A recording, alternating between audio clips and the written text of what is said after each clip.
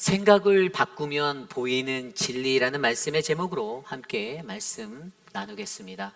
생각을 바꾸면 보이는 진리. 미국의 철학자이자 심리학자인 윌리엄 제임스가 이런 말을 했습니다.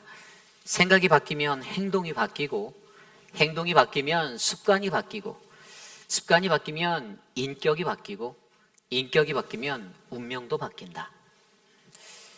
이 세상에 살아가는 수많은 사람들은요, 자신의 삶, 운명에 관하여서 관심합니다. 그들의 삶이 좀 더 행복하고, 좀 더 즐거웠고, 그 운명이 잘 되는 그러한 축복의 길이 되기를 원하는데요. 그런데 자꾸만 이렇게 생각하다 보면 가장 기초적인 우리의 삶의 것들을 바꿀 수 있는 것은 결국에 그 시작점이 바로 생각이다라는 것에 우리가 주안하게 됩니다. 우리의 삶, 우리의 운명이라는 그들이 말하는 운명이라는 이 삶이 바뀌기 위해서는요, 반드시 우리의 인생 가운데 저와 여러분이 가지고 있는 생각이 바뀌는 그 첫걸음을 떼시기를 간절히 소망합니다. 제대로 잘 바뀌지 않냐는 우리들의 인생, 바로 내 모습 속에서 결국 우리들의 삶의 변화, 이것들을 이끌어내기 위해서는요, 반드시 저와 여러분이 가지고 계시는 우리의 삶의 기준, 그 생각들이 바뀌셔야만 합니다. 그러므로 이 땅을 살아갈 때 우리에게는요, 이 생각의 눈에 관하여서 우리가 가지고 있는 기준점, 이 생각의 관점, 쉽게 말해 고정관념, 통념이라 불리는 그러한 자리들의 전환이 필요합니다. A는 B이다라는 이러한 명제의 삶이 아니라, 여러분 그 들어보셨나요? 침대는 가구입니까? 과학입니까? 옛날에 어느 회사, 한국에 있는 에이스라는 모 기업에서 침대는 가구가 아니다, 침대는 과학이다라는 그러한 카피라이팅으로 광고를 만든 적이 있습니다. 여러분, 일반적으로 우리가 생각할 때 침대는 가구다, 퍼니처라고 생각을 하잖아요. 그런데 그 광고 카피라이팅, 그 짧은 30초의 광고의 핵심은 그것은 가구가 아닌 과학이라는 거예요. 왜냐하면 침대가 만들어지기까지 그 안에 들어가는 스프링과 또 그 안에 모든 어떤 그 요소들의 것들이 사람이 편안하게 수면을 취할 수 있는 과학적인 것으로 제작이 되어야 한다는 것을 기반으로 그렇게 설명하였던 것입니다. 일반적으로 침대는 가구다라고 생각하는 일반인들에게는 매우 센세이션한 그러한 통념을 깨뜨리는 그런 생각의 전환이고 발상이었습니다. 이처럼 우리의 인생, 우리의 삶 속에서도요, 우리가 늘 붙잡고 살아가는 우리의 고정관념, 이 통념, 우리가 갖고 있는 그 기준들을 우리가 철저하게 깨뜨려 버릴 때 우리는 그 생각 너머에 있는 참된 진리들을 마주하게 될 수 있음을 기억하셔야만 합니다. 그래서 오늘 우리가 묵상하는 욥기 21장 1절에서 16절까지의 말씀은요, 바로 그러한 우리들의 생각을 바꾸는 그때 보이는 그 진리에 관한 이야기를 나누어 보려 합니다. 여러분, 오늘 이 시간 저와 여러분의 삶 속에서 우리가 가지고 있는, 우리가 진리에 대해서 제대로 보지 못하고 알아채지 못하는 그러한 인생을 내가 살고 있다라면, 여러분, 저와 여러분이 가지고 있는 나의 생각에 갇혀진 자리는 무엇인지 점검해 보시고 말씀 안에서 내가 하나님 앞에 생각을 바꾸어 주님을 바라보는 그 참된 진리를 누리는 복되고 귀한 시간 되시기를 간절히 축원합니다.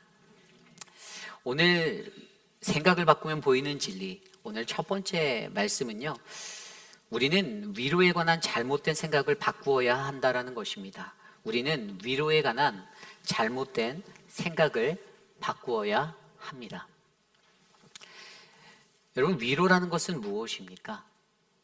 사전적인 정의로 보면 위로라는 것은요, 따뜻한 말이나 행동으로 괴로움을 덜어주거나 슬픔을 달래주는 것이다라고 정의 내리고 있습니다. 이 위로를 받는 것에는요, 따뜻한 말이 필요하고 따뜻한 행동이 필요합니다. 그렇게 될 때에 어떻게 되죠? 우리가 가지고 있는 우리의 괴로움 자리, 우리의 슬픔의 자리들이 줄어들게 되는 거예요. 감소하게 되어요. 내가 절망 중에 빠져서 고통 중에 거해서 내가 너무 힘들다라고 느끼는 그 자리에 상처들이 아물기 시작하고 치료되는 것, 이것이 바로 위로의 힘입니다. 그런데 여러분, 이 위로라는 것들을 좀 더 자세히 생각해 보면 사실 욥기 전반부에 걸쳐져 있는 문제가 이 욥이 위로받지 못한다잖아요. 욥을 위로하겠다라고 나섰던, 욥을 찾아갔던 친구들인데 그 친구들마저도 욥을 위로하지 못하고 있습니다. 오히려 욥을 정죄하고 너의 죄를 회개해라 라고 정죄하며 그를 더욱더 힘든 코너로 몰아붙이고 있어요. 그러한 상황 속에서 진정한 위로라는 것들을 그가 깨닫고 발견하기 위해서 오늘 그가 친구들의 말 다음에 자신의 생각을 열어 이렇게 이야기합니다. 어제 소발의 이야기를 통해서 우리가 무엇을 배웠습니까? 어제 소발이요, 자신이 늘 가지고 있는 이 말로써 자신이 말로 치임을 받으니까 욥이 나를 책망하네? 그럼 내 마음속에 네가 나한테 이렇게 말했어? 내가 너를 더 거칠게 말해줄게라고 거세게 몰아붙였던 그 말과 말의 악순환의 상황 속에서 그런 아주 악담과 같은 그 정죄함의 그러한 재앙과 같은 말들이 쏟아지고, 그리고 그 말을 듣고 오늘 욥이 그의 입을 열어 이렇게 반응합니다. 2절과 3절입니다. 너희는 내 말을 자세히 들으라. 이것이 너희의 위로가 될 것이니라. 나를 용납하여 말하게 하라. 내가 말한 후에 너희가 조롱할지니라. 아멘. 간단히 말해서 욥이 이렇게 말하는 거예요. 내 말 좀 들어줄래? 라고 얘기하고 있습니다. 내 말 좀 들어줄래? 너가 조롱을 하여도 내 말 좀 듣고 나서 좀 해줄래? 라고 이야기하는 것입니다. 오늘 욥이 친구에게 요청하는 이 말의 의미가 무엇입니까? 욥이 느끼는 답답함을 우리에게 보여주고 있어요. 자신을 정죄하는 친구들의 정죄함 때문에 마음이 답답하고, 자기가 말을 했는데 그 말귀를 못 알아듣고 듣지 않으려 하는 그 친구들, 오히려 거칠게 욥에게 말하지 말라라고, 회개나 빨리 하라고 몰아붙이는 그 친구들을 향해서 나의 답답함을 내가 너에게 토로할게. 그러니 내 말 좀 들어줘라고 이야기하는 것입니다. 그렇죠. 저와 여러분도 누군가와 대화할 때 답답함을 느낄 때가 있지 않습니까? 그 답답함을 느낄 때 우리 마음속에서 어떤 것이 터져 나오죠? 내 말 좀 들어줘. 내 말 좀 들어줘. 네가 나를 비웃고 조롱한다 하여도 그래 알았어. 내 말 좀 듣고 조롱해줘. 이렇게 얘기하는 욥의 모습, 욥이 가지고 있는 현재의 상태의 모습에 대해서 우리가 바라보게 합니다. 이 욥의 상태는 어떻습니까? 욥은 참된 위로를 기다리는 사람이에요. 욥은 지금 진정한 위로를 갈급해하고 있습니다. 여러분, 욥의 친구들이 찾아온 그 당시에 욥의 친구들의 마음이 어땠을까요? 참된 위로를 알았겠습니까? 몰랐겠습니까? 알았어요. 어떻게 아냐고요? 욥기 2장에 나와 있습니다. 욥기 2장 11절에 보면 그때 욥의 친구 세 사람이 이 모든 재앙이 그에게 내렸다 함을 듣고 각기 자기 지역에서부터 이르렀으니 그들이 욥을 위문하고 위로하려 하여 서로 약속하고 오더니. 아멘. 여기까지만 보면 있어요. 자, 그리고 그 뒤에 그들이 찾아와서 어떻게 했는지가 12절부터 또 나와요. 그들이 소리질러 겉옷을 찢고 하늘을 향하여 티끌을 날려 자기 머리에 뿌리고 밤낮 7일 동안 그와 함께 땅에 앉았으나 욥의 고통이 심함을 보므로 그에게 한마디도 말하는 자가 없었느니라. 이게 욥기 2장에 기록된 내용입니다. 7일 동안 그들은 욥을 위로하기 위하여 참된 위로의 자의 모습으로 욥의 옆에 있었습니다. 그런데 그들이 어떻게 됩니까? 그 7일이 지나고 자신들의 입을 여는 순간 수많은 조언이다라는 그 명목하에 수많은 그 독설들이 쏟아부어지기 시작합니다. 욥이 가지고 있는 상처를 더 깊이 있게 짓누르는 그 아픈 삶의 현장들이 일어나게 됩니다. 그래서 여러분, 여기에서 우리가 가장 먼저 이해하는 것은 우리가 바라는 위로에 대해서 우리가 가지고 있는 올바른 생각을 바르게 지켜내는 것입니다. 많은 사람들이, 욥의 친구들이 실수한 것 중에 하나가요, 위로에 대한 잘못된 생각을 가지고 있었어요.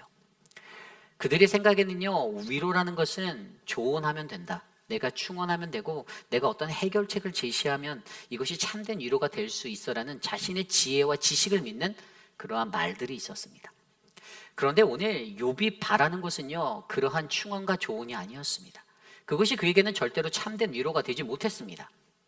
그래서 욥이 이 받기를 원하는 참된 위로라는 것들을 저와 여러분들이 이해한다면 우리는 이 세상에 살아갈 때 우리가 스스로 가지고 있는 잘못된 통념의 위로의 것들을 바꾸어 진정한 위로를 우리와 함께하는 다른 이웃에게 나눌 수가 있는 사람이 되는 것이죠. 여러분, 저와 여러분들도 그렇지 않나요? 우리들도 누가 힘들다고 하면 가서 내가 꼭 조언하려고 해요. 내가 살아보니. 그런 분들이 계세요. 가끔씩. 우리 교회는 안 계시지만 가끔씩 계십니다. 그냥 뭐 열심히 어떤 환우분들을 돌보는 분들, 그럼 그 환우분을 돌보면요, 그분의 곁에 가서 일해야 돼요. 그죠? 같이 섬겨보려 해야 됩니다. 그런데 이것은 이렇게 해야 되고 저것은 저렇게 하고, 그런 매뉴얼적인 것들은 그렇다지 도움이 되지 않아요. 그 일을 하는 사람을 더욱더 마음을 힘들게 만드는 그러한 독설이 되는 것입니다. 그래서 여러분, 어긋난 오해로 가지고 있는 이 잘못된 이 위로에 관한 생각들, 이것을 바꾸는 것, 저와 여러분에게 너무나도 필요한 것이죠. 여러분, 위로라는 것이 어떠한 것입니까? 아까 읽었던 구절에 오늘 말씀에도 이 위로라는 단어, 헬라어로 어떤 단어죠? 저와 여러분이 너무 잘 아는 단어예요. 파라칼레오라는 단어. 제가 몇 번씩 설명드렸는데요. 파라는 뭐뭐 곁에, 그죠? 칼라오는 어떤 것입니까? 부른다. 그래서 뭐뭐 곁으로 부른다. 좀 더 가까이 얘기하면 하나님의 가까운 곳으로 우리를 부르는 거예요. 우리를 위로할 참된 위로자의 곁으로 우리를 부르시는 하나님, 이것이 위로라는 거예요. 그런데 세상에 살아가는 수많은 사람들은요, 이 위로의 것들을 인간적인 것에 초점합니다. 내가 위로받을 자는요, 내가 늘 전화하는 사람, 내가 위로받을 자는 나랑 가장 가까이 있는 나와의 사람, 나와 길게 얘기해 줄 수 있는 사람. 그런데 진정한 위로는 성경은 무엇이라 말하죠? 파라칼레오. 하나님의 곁에서, 하나님으로 부르시는, 하나님 곁으로 부르시는 그 하나님의 곁에서 우리가 위로받는 것. 하나님이 그 위로를 완성하기 위해서 무엇을 두셨습니까? 예수 그리스도. 그래서 여러분, 이 신약성경에 보면요, 헬라어로 파라클레토스라는 단어가 보혜사 성령님이에요. 바로 이 위로자라는 뜻으로 쓰여진 게 바로 성령님이에요. 그 성령 하나님이 오늘 저와 여러분과 함께 하시니 어떻게 됩니까? 우리가 어떠한 상황에 난간을 부딪히든 어떠한 어려움을 부딪히든 우리에게는요, 하나님의 크신 위로가 함께 한다는 것들을 우리가 느낄 수가 있습니다. 여러분, 저와 여러분들의 삶 안에 이 온전한 위로가 채워지기를 간절히 소망합니다. 여러분, 위로라는 것은요, 위로가 필요한 자의 입장에서 맞춰야 하는 것이 위로예요. 위로를 준다라는 사람의 마음에서 주관적으로 그 위로가 진행되면 그것은 위로가 되지 못합니다. 그것은 그냥 절대 권력에 지나치지 않아요. 그러므로 여러분, 우리의 삶 속에서 진정한 친구의 마음을 읽고 그의 이야기를 들어줄 수 있는 참된 사람들이 바로 저와 여러분, 우리 모두가 되기를 간절히 소망합니다. 사도 바울이 고린도전서 1장 3절로부터 5절까지의 말씀에 이렇게 전하고 있습니다. 찬송하리로다. 그는 우리 주 예수 그리스도의 하나님이시요 자비의 아버지시요 모든 위로의 하나님이시며 우리의 모든 환난 중에서 우리를 위로하사 우리로 하여금 하나님께 받는 위로로서 모든 환난 중에 있는 자들을 능히 위로하게 하시는 이시로다.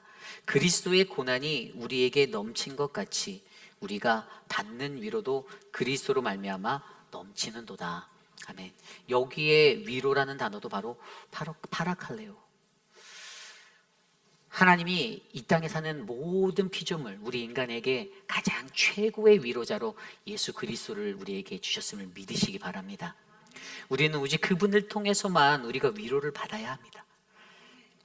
돌아보십시오. 둘러보세요. 세상에 있는 수많은 사람들, 내게 위로가 되는 사람들, 여러분 짧아요. 길지 못해요. 오래 못 가요. 욥의 친구들 7일 갔습니다. 7일, 7 days, 1 weeks 갔어요. 그냥 일주일 동안에 그냥 말 안 하고. 근데 그때 당시에는 이 위로에 대해서 바르게 이해했던 것 같아요. 그들 스스로가 내가 여기서 어떤 말을 하는 것보다는, 내가 말을 해서 실수해서 저 사람을 힘들게 하는 것보다는 그냥 옆에서 같이 있어주자.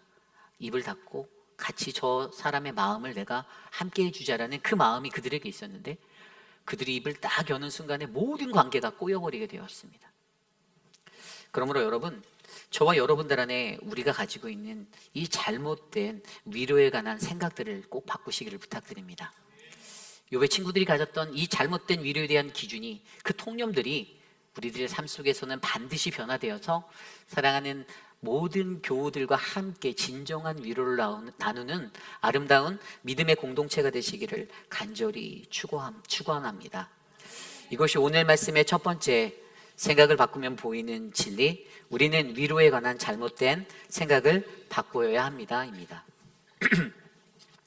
오늘 두 번째로, 생각을 바꾸면 보이는 진리, 우리는 신앙에 관한 잘못된 생각을 바꾸셔야만 합니다. 우리는 신앙에 관한 잘못된 생각을 바꿔야만 합니다. 여러분, 신앙이란 것이 무엇입니까? 우리가 가지고 있는 신앙이란 어떤 것이죠? 이 신앙이라는 것을 가장 잘 정의 내린 하나님의 말씀은 히브리서 11장 1절이에요. 믿음은 바라는 것들의 실상이요, 보이지 않는 것들의 증거니. 여기에서 믿음이 바로 신앙이에요. faith예요. 신앙이에요. 여러분, 이 신앙이라는 것은요, 그 신앙이 어떠한가에 대한 기준은요, 바로 이 믿음과 관련되어 있어요. 내가 믿느냐 믿지 아니하느냐. 다시 말하면 내가 확신하느냐 확신하지 못하느냐. 확신하는 것이 믿음이 되고 확신하지 못하는 것이 믿음이 되지 못하는데, 바로 이것에 대해 이야기하고 있습니다. 이 복음이라는 것에, 이 가스펠에 있어서 가장 중요한 첫 번째 요소가 여러분, 이 믿음입니다. 그죠? 우리가 하나님을 믿는다고 말하면서, 예수 그리스도를 믿는다라고 하면서 믿음이 없으면 믿는 게 아니에요. 확신하지 못하면 믿는 것이 아니에요. 그렇기 때문에 여러분, 저와 여러분들 안에 견고하고 든든한 이 신앙의 자리가 넘치기를 간절히 기도드립니다. 그런데 여러분 보십시오.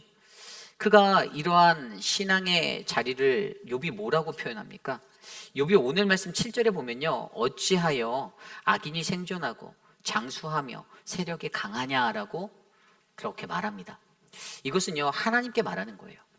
앞서 4절부터 말씀을 보면요, 4절에 이렇게 말해요. 나의 원망이 사람을 향하여 하는 것이냐? 내 마음이 어찌 조급하지 아니하겠느냐?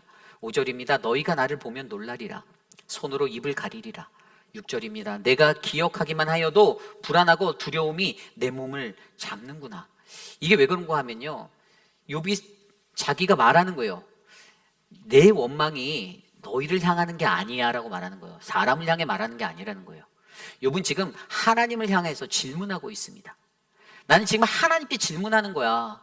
너희들이 내가 불평한다라고 말하고 사람에게 불평한다라고 이야기하지만 그렇지 않아. 나는 지금 하나님을 향하여 내가 너무나도 궁금해하는 그것을 내가 말하는 거야.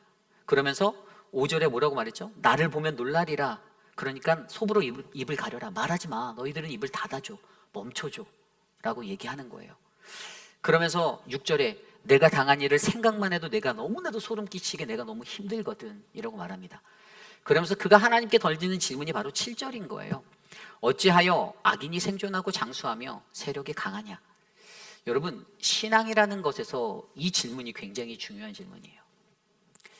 여러분, 우리가 세상을 살아갈 때 우리는 이러한 생각들을 해보게 돼 있어요. 내가 예수를 잘 믿으면 복을 받는다. 어렸을 때 그 얘기들 많이 들으셨죠? 많은 사람들이 그 관점에서 이야기를 합니다. 근데 여러분, 그 말이 맞습니까? 틀립니까? 맞아요. 맞습니다.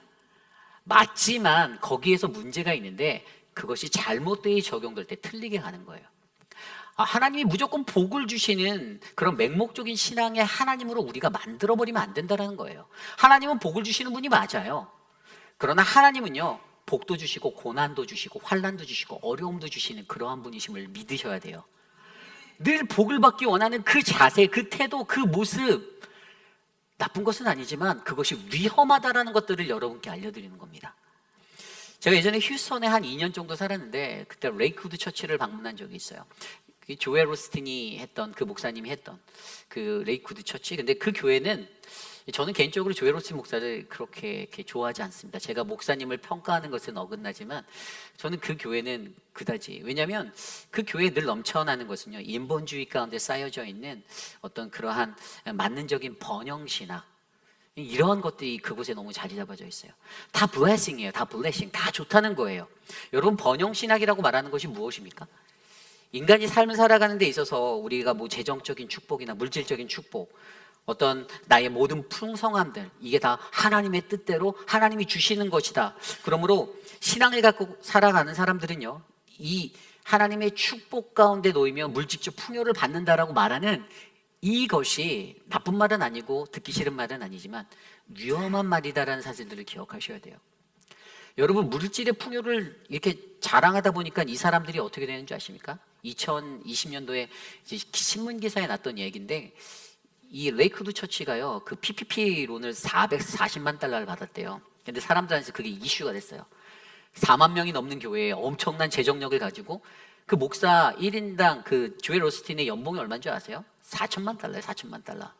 그런데 그렇게 받는 그 교회가 이 4,400만 달러의 PPP 론을 받았대요. 이런 것들이 세상 사람들 보기에 믿지 아니하는 사람들 눈에는요 말이 안 된다라는 거예요.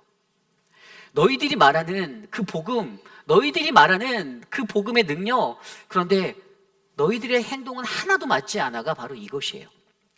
여기서 우리가 주의해야 되는 것은요, 우리가 머릿속으로 알고 있는 신앙적인 이론과 현실 세계는 다르다라는 것들을 얘기하는 겁니다. 여러분, 신앙에 관한 잘못된 생각을 바꾸라는 것이요, 시대적인 통념 가운데 오늘 욥의 세 친구가 악인은 재앙을 만나고 의인은 잘 된다라는 인과응보와 권성진학을 이야기하죠. 그런데 욥은 욥의 입장에서 무엇을 말합니까? 의인도 재앙을 만나고 악인도 잘 될 수 있구나. 나는 재앙을 만난 의인인데, 그러면서 그가 스스로 고민하고 질문했던 게 7절이에요. 하나님, 왜 의인이 형통할까요? 라는 질문을 하나님께 드렸다라는 것입니다. 굉장히 중요한 신앙의 포인트를 저와 여러분들에게 말해주고 있는 거예요. 여러분, 이 세상을 살아가면서 물질적인 풍요 너무나도 좋죠. 다 누려야 하는 것입니다. 저도 이곳에 계신 우리 모든 교우들의 사업장과 모든 가정이 다 대박 나시기를 소망해요. 여러분들이 너무 잘 살았으면 좋겠어요. 하지만 제가 이 강단에 서서 그 풍요의 설교만, 말씀만을 매일매일 전하면 여러분, 하나님은 기뻐하지 않으실 것 같아요. 왜냐하면 믿는 이들에게 하나님은 고난도 주시는 하나님이라는 사실을 우리가 가리워서는 안 되기 때문이죠. 이것이 바로 신앙에 관련된 문제입니다. 어떠한 이론으로 내가 살아갈 것인가, 인과응보를 말하고 권선진학을 말했던 친구들은요, 자신들의 그 논리에 사로잡혀서 신앙이란 자리를 세웠습니다. 그런데 욥이 경험해봤더니 그게 아니거든요. 악인도 잘 되거든요. 의인도 고난받거든요. 그래서 어떻게 이것을 이해해야 되냐고 자신이 이해하지 못하는 것을 하나님께 부르짖으며 하나님 알려주세요라고 간구하는 거예요. 그런데 욥이 그러한 것들을 이해하고 있다는 것들이 7절 이후의 말씀에 나오잖아요. 8절에 후손들이 형통하게 되고, 9절에 집안이 평안하게, 악인들의 집안이 평안하게 되고, 심지어는 그 집안의 짐승들까지도 번성하게 된다고 10절에 말합니다. 부유하게 된다고. 11절, 12절에 자녀들이 성공하는 것들을 보게 될 것이고, 13절에 그 악인들이 그것들을 보며 바라보며 행복한 노후를 보내다가 그냥 잠깐 지옥에 간다. 이것 죽음을 맞이한다. 잠깐이다. 이런 어그러진 생각들을 하고 살아가는 일들이 있다라는 것이죠. 여러분, 욥은요 이러한 것들을 잘 이해하고 있었어요.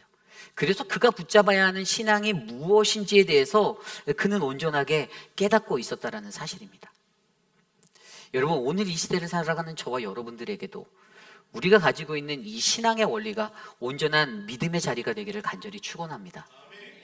내가 어떠한 삶을 살아가든 현실과 다른 것들을 인정하셔야죠. 내가 생각하는 그 기준대로의 그 모든 것들이 우리가 신앙생활하는 현실 속에서 다르게 느껴질 수 있고 다르게 체감될 수 있다는 것들을 반드시 유의하셔야만 합니다. 그것을 가장 잘 나타내는 말씀이 누가복음 16장이에요. 누가복음 16장에 보면요, 한 부자가 있습니다. 자색옷과 고운 베옷을 입은 한 부자가 있습니다. 호의호식하며 호화롭게 날마다 살았다라고 성경은 기록합니다. 그리고 시선이 다른 한쪽으로 옮겨지는데 거기에는 거지 나사로가 있습니다. 그런데 한 거지, 헌대투성이라고 기록된 부스러미 덩이로 그냥 부스럼텅이로 그렇게 살던 그게 인생. 그런데 그 두 사람의 삶이 어떻게 될까요? 한순간에 바뀌어요. 부자가 어느 날 하나님 앞에 이제 불려가서 죽게 돼서 죽음을 맞이하고 하나님 앞에 갑니다. 그리고 거지 나사로도 하나님께 불려가게 되는 그 인생을 맞이하게 됩니다. 그런데 성경에는 16장 22절에 이에 그 거지가 죽어 천사들에게 받들려 아브라함의 품에 들어가고 부자도 장사되어 23절에 그가 음부에서 고통 중에 눈을 들어 멀리 아브라함과 그의 품에 있는 나사로를 보되 24절에 불러 이르되 아버지 아브라함이여 나를 긍휼히 여기사 나사로를 보내어 그의 손가락에 물을 찍어 내 혀를 서늘하게 하소서. 내가 이 불꽃 가운데서 괴로워하나이다. 그래서 하나님께서 그에게 말씀해 주십니다. 너는 살아있을 때 좋은 것을 받았고 그는 이제야 여기서 위로를, 파라칼레오, 이 위로를 이곳에서 받는다라고 말씀해 주십니다. 현실적인 차이가 느껴지십니까? 이 땅에 살 때 악인이 형통하고 악인은 재앙을 받고 의인은 잘 되고 그 논리 속에 모든 것들이 결정되어지는 것이 아니라 현실 속에서 우리가 신앙을 살아갈 때는 이 원리가 뒤바뀌는 삶, 하나님 앞에 불려간 그 자리에서도 내가 이 땅에서 잘 믿은 것 같은 의인이라고 나 스스로가 존재를 인정하는 그러한 삶의 자리도 결국 하나님 앞에서는 부자와 나사로의 모습으로 뒤바뀐 운명이 되어서 하나님 앞에 다르게 적용될 수 있다는 것들을 우리가 기억하셔야만 합니다. 여러분, 그렇습니다. 인생이라는 이 신앙의 자리 속에서 저는 저와 여러분들이 우리에게 잡혀져 있는 그 기준적인 신앙의 모습들, 행여라도 바리새인과 같이 딱딱한 모습의 인과응보론적인 생각과 권성진학의 모습으로 내 신앙을 이끌고 있다면 그것들을 깨뜨려 버리시기를 부탁드립니다. 하나님 앞에서는요, 거지가 천국에 갈 수 있고요, 하나님 앞에서는 한 푼도 없는, 쥐뿔도 없는, 아무것도 없는, 직분조차도 없는 자가 주님 앞에서는 호의호식을 할 수 있고, 저 같은 목사가 지옥에 갈 수도 있는 것입니다. 그러므로 우리에게 갖춰진 모든 논리들 온전히 깨뜨려서 그 생각들이 깨져서 하나님 앞에서 더 큰 은혜를 누리는 우리 모두가 되시기를 간절히 축원합니다. 오늘 마지막으로 생각을 바꾸면 보이는 진리. 오늘 마지막, 우리는 오늘 우리가 가진 위로와 신앙에 관한 잘못된 생각에 대해서 말씀으로 살펴보았습니다. 그런데 오늘 마지막으로 우리가 생각을 바꾸면 보이는 진리, 바로 오늘 우리가 나눌 것은요, 우리의 생각을 바꾸면 참된 진리가 보인다라는 말씀입니다. 여러분, 이것을 믿으십니까? 우리가 갖고 있는 고정관념, 그 통념들을 우리가 깨뜨려 버릴 때요, 우리의 눈에 쉽게 보이지 않던 참된 진리가 보일 줄 저는 믿습니다. 여러분, 오늘 말씀을 살펴보면 14절과 15절에 이렇게 나옵니다. 그러할지라도 그들은 하나님께 말하기를 우리를 떠나소서 우리가 주의 도를 알기를 바라지 아니하나이다. 적는 자가 누구이기에 우리가 섬기며 우리가 그에게 기도한들 무슨 소용이 있으랴 하는구나. 아멘. 여러분, 14절과 15절에서 그들이 이렇게 말하는 거예요. 악인들이 우리를 내버려둬도 우리는 당신의 도를 알고 싶지 않아. 그러면서 15절에 뭐라고 말합니까? 전능자가 누구길래 왜 우리가 그를 섬기고 내가 기도한들 무슨 유익이 있어? 나 안 해. 이렇게 표현한다라는 거죠, 악인들이. 그런데 그러한 이야기 속에서요, 욥이 어떻게 고백합니까? 오늘 말씀에서 가장 클라이막스, 너무나도 좋은 은혜의 말씀이 16절에 흘러가요. 우리 한 목소리로 함께 읽어볼까요? 시작. 그러나 그들의 행복이 그들의 손안에 있지 아니하며 악인의 계획은 나에게서 멀어지는구나. 아멘. 욥은 알고 있었어요. 영원한 행복은 사람에게 있지 않다라는 것을 알았습니다. 영원한 행복은 하나님의 손에 있다라는 거예요. 그래서 나는 악한 너희들의 그 계획을 따라가지 않겠어. 인간들이 추구하고 쫓는 그것으로 내가 달려들어가지 않겠어라고 말하는 것입니다. 여러분, 오늘 욥이 말하는 이 고백이요, 엄청난 고백입니다. 이 번영은 사람의 손에 달려있지 않고 하나님의 손에 달려있음을 인정하는 것. 근데 이게 진리인데요, 친구들도 이걸 못 봐요. 이게 너무나도 중요한 진리인데요, 많은 사람들이 이 땅에서 그리스도인으로 살아가면서 이 진리를 못 봐요. 내가 열심히 공부하고 내가 열심히 사회생활에서 돈을 많이 벌 수 있고 좋은 집을 가질 수 있고 좋은 차를 누릴 수 있고 호의호식할 수 있는 거 잘못된 게 아니죠. 좋은 거예요. 그런데 더 중요한 것은요, 우리 인간의 형통함이 이것이 하나님께로부터 오는 것임을 기억해야 합니다. 내 노력이라고 나는 금수저로 태어나서 이게 아니라는 거예요. 내가 열심히 노력하는 것도 분명히 영향을 미치지만 더 중요한 것은, 가장 기초적인 것은 이 모든 것이 하나님의 손에 달려있다는 사실을 믿으셔야만 합니다. 그런데 오늘 그들이요, 친구들, 악한 자들이 뭐라고요? 주의 도를 모른다. 우리는 알고 싶지 않아. 당신의 도리, 그 주의 도를 알고 싶지 원하지 않아라고 말하는 거예요. 여러분, 주의 도라는 것을 생각해 봐야 하는데요, 주의 도가 무엇입니까? 주의 도는요, 예수님께서 가신 길, 그 십자가의 길이 우리에게 주의 도인 줄 믿습니다. 오늘 시대를 살아가는 모든 그리스도인들에게 주의 도는 바로 십자가야. 바로 그 길이에요. 쉬운 길이 아니에요. 어려운 길이에요. 때로는 가슴이 아프고 때로는 마음이 힘들고 때로는 넘어지기도 하고 쓰라린 그 상처의 자리가 십자가의 길입니다. 그런데 여러분, 이 주의 도를 모르는 거예요. 알고 싶지 않다라고 말하는 거예요. 그냥 간단히 말해서 나는 하나님에게 관심 없어. 하나님께 관심 없는 인생의 삶을 살아가는 자들의 이야기가 이러한 거라는 거죠. 그런데 하나님을 알고자 하나님께 관심하는 우리들은 어떻습니까? 우리들은 이 주의 도를 따라가서 그분의 진리를 발견하는 자들이 되어야 하는 거예요. 시편 25편 4절 말씀에 여호와여 주의 도를 내게 보이시고 주의 길을 내게 가르치소서. 아멘. 시편 25편의 저자가 다윗입니다. 다윗이 스스로 삶의 무게와 너무나도 실현당하는 그것 때문에 고통 가운데 놓였을 때 그가 고통 중에서 잊어버린 주의 도와 그 길들을 다시금 회상하고 기억하기 위해서 하나님께 간구했던 말씀이 시편 25편 4절이에요. 그래서 주님께 주의 도를 내게 보이시고 주의 길을 내게 가르쳐 주세요라고 그가 간구했던 것입니다. 여러분, 주님의 길, 그 주의 도, 우리가 알면서 가장 큰 문제는요, 우리가 하나님이 우리에게 보여주신 그 주의 길과 주의 도가 있는데 이것들에 관심하지 않는다는 것이 큰 문제입니다. 그러다 보니 어떻게 됩니까? 보이지 않아요. 볼 수가 없어요. 안 보이는 거예요. 우리가 잘 아는 말씀 중에 누가복음 24장에 엠마오로 향하는 두 사람의 이야기가 나옵니다. 이 두 사람은 예수님의 11 제자는 아니었어요. 그러나 예루살렘 도성에서 있었던 그 예수님의 순환의 현장을 다 목격하고 그들 안에서 예수님을 따르고 지지했던 그 마음들 가운데 예수님이 십자가에 달려 돌아가시는 것을 보고 그들에게 절망이 찾아오고 무너짐이 있었던 신족한 자들이었어요. 그래서 그들이 마음을 놓고 이제는 떠나보내며 그 25리라 되는 그 길들을 걸어서 엠마오로 향하여 걸어갑니다. 그런데 여러분, 그들이 그 길을 걸어갈 때 누군가가 그와 함께 동행하려고 붙어요. 누구였죠? 예수님이셨어요. 부활하신 예수님. 근데 여러분, 그들이요 그 예수님을 알아채지 못합니다. 예수님과 대화하고 얘기하고 인사하고 통성명하고 막 가는데 몰라요. 예수 이름이 뭐냐니 나 I am 예수야 이렇게 말을 안 해서 그런지 몰랐어요. 인지를 못하는 거예요. 그냥 계속 25리 길을 걸어가는 동안에 모릅니다. 그래서 그들이 가다가 얘기를 하고 가다가 어느 지점쯤에 갔을 때 저녁 해가 저물 때쯤에 이르러서 예수님이 다른 한 글로바라는 한 사람에게 이렇게 물어봐요. 아까 너희들이 오다가 무슨 얘기를 나눴어? 했더니 야, 너 그것도 몰라?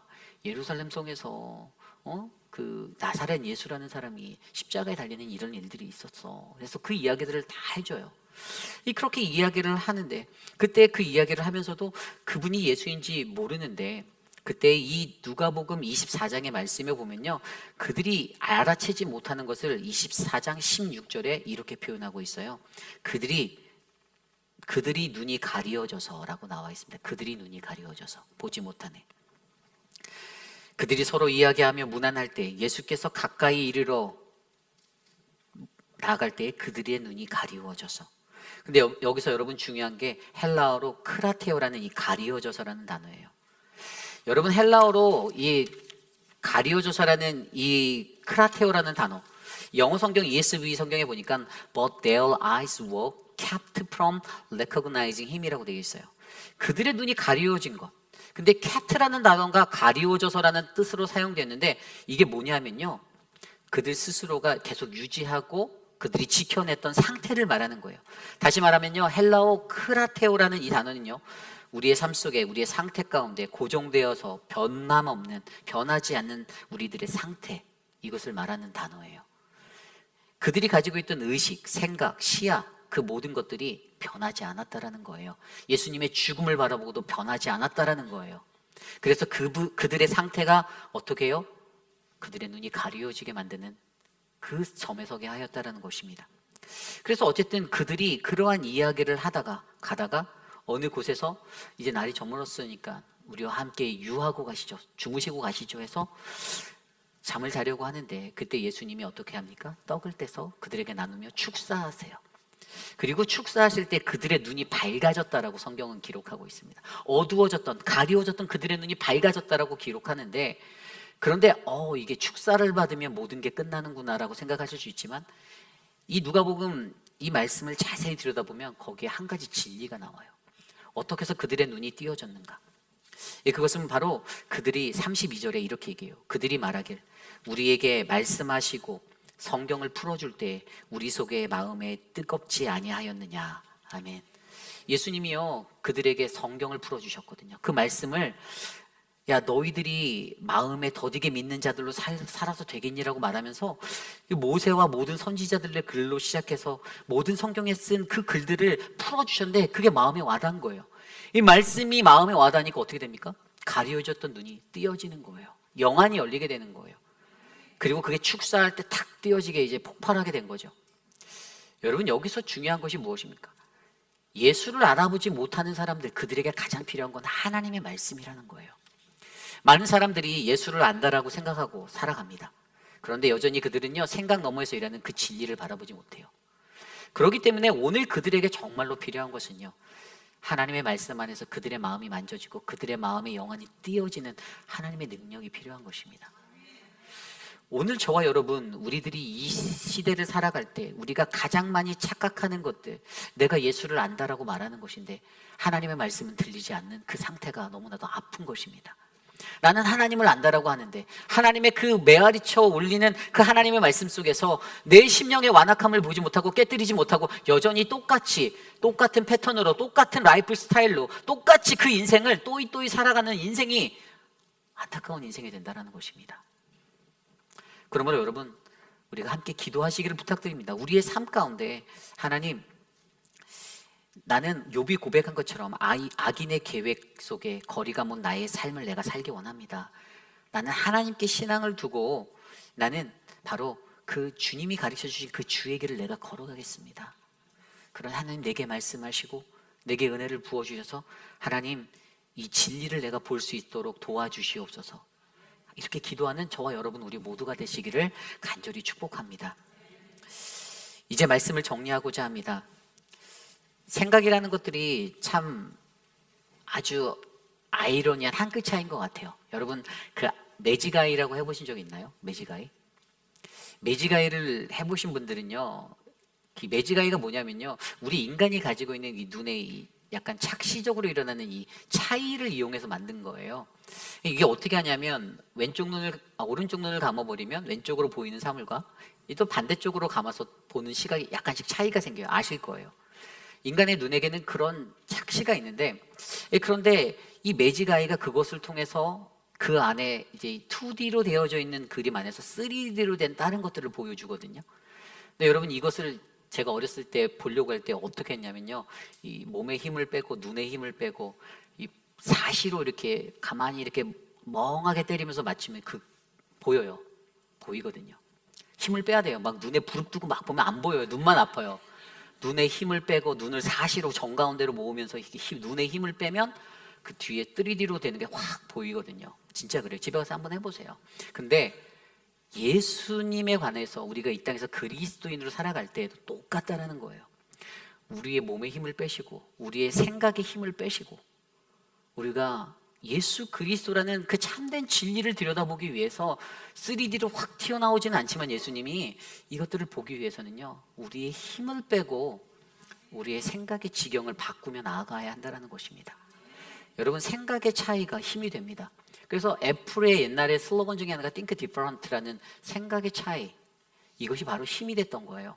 여러분, 저와 여러분들의 삶 속에서도요, 우리가 보아야 할 참된 진리를 진짜 바라보는 아름다운 인생이 저와 여러분의 인생이 되길 원합니다. 모든 세상의 사람들은 행복하길 원해요. 그죠? 저도 행복하길 원합니다. 여러분도 행복하길 원하실 거예요. 교회 생활 하시면서도 행복하게 신앙생활 하길 원하실 거예요. 그런데 여러분, 행복이 어디 있습니까? 행복은 바로 우리 안에, 우리의 가까운 곳에 있어요. 그런데 수많은 사람들은요, 행복을 다른 데서 찾아요.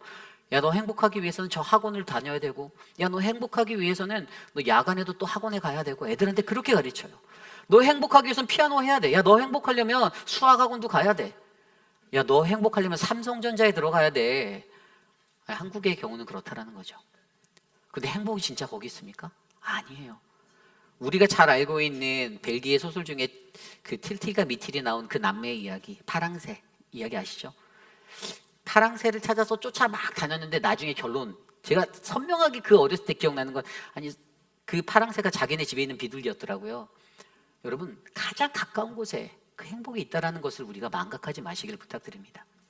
그러므로 그 행복을 우리가 바라보기 위해선 저와 여러분의 생각을 바꾸셔야만 합니다.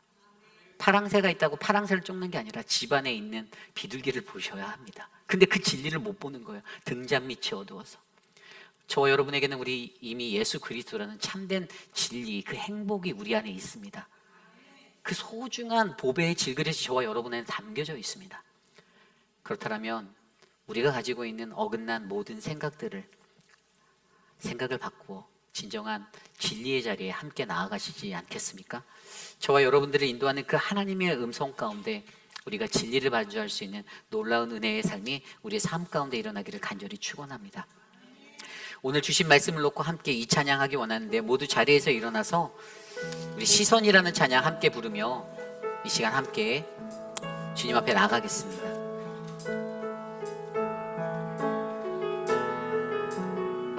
내게로부터 눈을 들어, 내게로부터 눈을 들어 주를 보기 시작할 때 주의 일을 보겠네. 내 작은 마음 돌이키사 하늘에 꿈꾸게 하네. 주님을 볼 때 모든 시선을 주님께 드리고, 살아계신 하나님을 느낄 때 내 삶은 주의 역사가 되고 하나님이 일하기 시작하네. 성령이 나를 변화시켜, 성령이 나를 변화시켜 모든 두려움 사라질 때 주의 일을 보겠네. 방패한 땅 한가운데서 주님 마음 알게 되니, 주님을 볼 때 모든 시선을 주님께 드리고, 살아계신 하나님을 느낄 때, 살아계신 하나님을 느낄 때 세상은 주의 나라가 되고 하나님이 일하기 시작하네.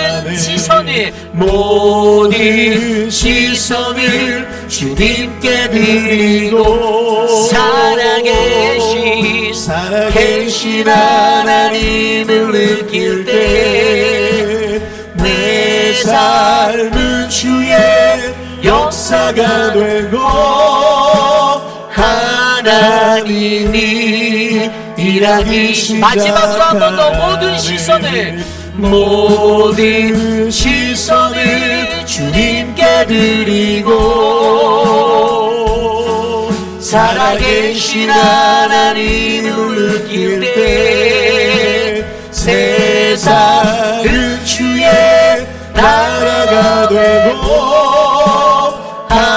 하나님이 일하기 시작하네. 아멘. 우리 시간에 함께 기도할 때 하나님, 우리의 삶을 지켜주십시오. 우리의 삶을 만져주십시오. 나의 지혜, 나의 생각, 나의 가치관, 나의 기준, 나의 관념, 내 전통적인 내 삶의 모든 기준들, 하나님의 말씀 안에서 깨뜨려지고 하나님 부수어져서 내가 이 생각 너머에서 일하시는 하나님의 진리, 그분을 만나기 원합니다. 하나님, 내 삶 가운데 성령 하나님, 보혜사 하나님, 나를 만져 주옵소서. 이 시간 함께 합심하여 기도드립니다. 하나님 도와주십시오. 우리의 삶을 주께 올려드립니다. 하나님, 주님의 은혜로 우리의 삶을 만져주시고 지켜주시기를 소망합니다. 세상이 쫓는 행복, 그것에 만족하는 우리들의 인생이 아니라 하나님, 그 행복 너머, 세상 너머에서 일하시는 하나님의 진리를 발견할 수 있는 우리들이 되게 하여 주시옵소서. 하나님, 여전히 변하지 아니하는 나의 생각, 여전히 바뀌지 아니하는 나의 통념들, 나의 것들이 변하지 아니하고 하나님, 죽는 그 순간까지 그대로 고정된 채로 가는 것이 아니라, 딱딱한 나의 인생의 모습으로, 나의 고집과 아집으로 가는 것이 아니라 하나님, 하나님의 말씀 안에서 나의 연약함들을 바라보며 내가 변화되기를 소망하는 거룩한 인생이 되어 하나님이 인생을 살아갈 수 있도록 하나님 돌보아 주시옵소서. 위로에 관한 생각을 바꾸게 하여 주시옵소서. 신앙에 관한 생각을 바꾸게 하여 주십시오. 진리를 내다볼 수 있는 하나님, 그 은혜를 우리에게 베풀어 주시옵소서. 주님 함께 하여 주시옵소서.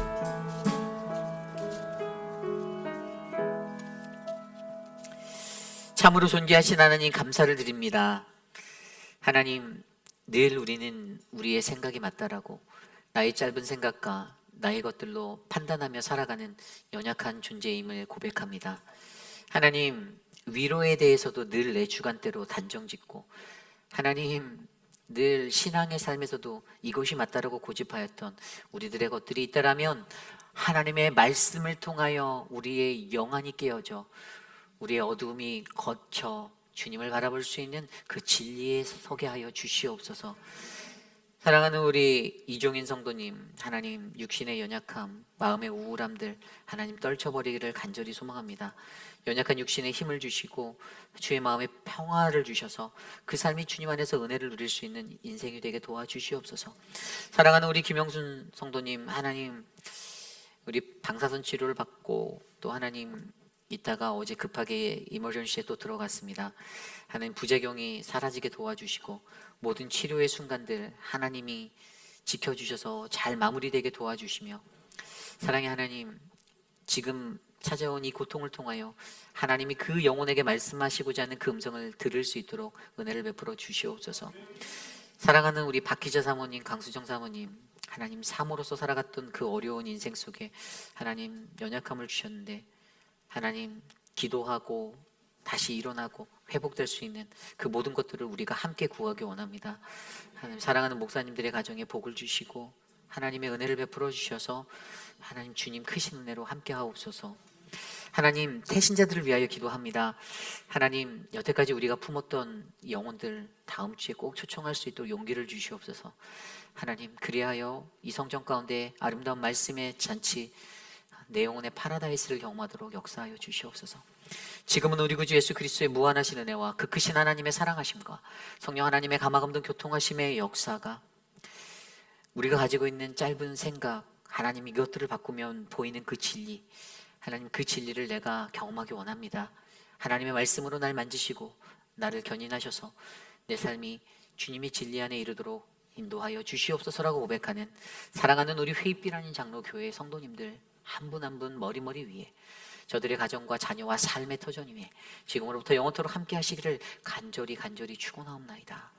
아멘.